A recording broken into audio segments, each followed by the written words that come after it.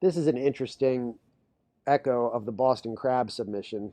It's got the same step over mechanic, and the mechanic works because one of the players starts out in the other player's guard, in this case, a closed guard. So Edouard Carpentier has this closed guard on Thesz, and the way that other parts of this match had gone, Edouard Carpentier basically would use that situation to create a sweep to a body scissors for a pin attempt. But in this case, rather than waiting to be swept, Thesz lifts one of his legs, his left leg, knee up to the sky, and continues the rotation, initially grabbing what we would think of as an ankle lock grip for like the beginnings of a belly down ankle lock, or you could call it like a half Boston crab. Interestingly enough, this does show up in some old Japanese jiu-jitsu and judo manuals as well as there's different names for it, but ashi hishigi, and in this case, there's a particular subset of ashi hishigi where the attacker's belly is facing down.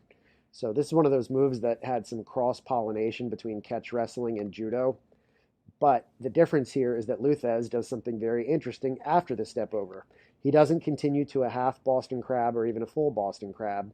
He then turns his belly button back towards the same direction as his opponent, Edouard Carpentier's belly button, but he maintains the leg entanglement as he does. And in doing so, this puts an incredible amount of strain on Edouard Carpentier's leg, like on his knee. So this could become a knee breaker submission very easily.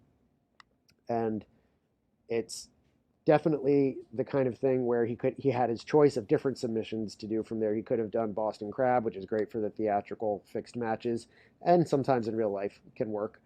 He could have done just this single belly down ankle lock. That would have been enough to finish a match. He could have transitioned to a heel hook. But in this case, he does a knee breaker. And one of the benefits of switching to this knee breaker is he can also do crossface mechanics if he wants, or even rear strangulation mechanics if he wants. And that's not entirely unheard of in modern grappling. You will see some calf crushes or knee manipulations like this where the upper body is still free to do those aforementioned rear strangulations or cross faces, which become neck cranks, just dependent on the rule set and whether or not it allows it. So there's definitely lots of potential for this to be real. I hit some knee entanglement submissions like that frequently in my grapples, and I'm talking about like with advanced players like BJJ black belts who have some familiarity with leg attacks even. So this definitely has potential to be real. Um, it's just kind of how you play it.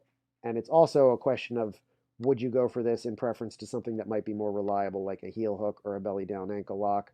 And that's kind of up to the preference of the individual player.